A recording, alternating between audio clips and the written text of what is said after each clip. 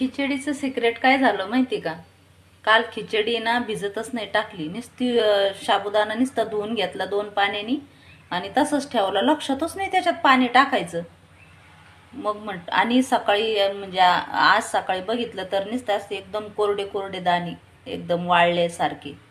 मी म्हटलं साबुदाणा होतो का नाही काय माहिती, पण बघा साबुदाणा कसं झालं.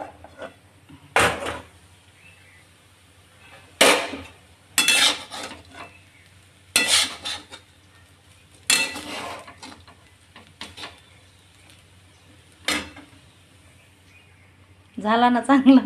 मी म्हणलं होतो का नाही काय माहीत नाही, कारण तो भिजलेलाच नाही आहे, पण झाला चांगला. चला खाऊया आपण आता आणि यशला विचारूया कसं झालाय.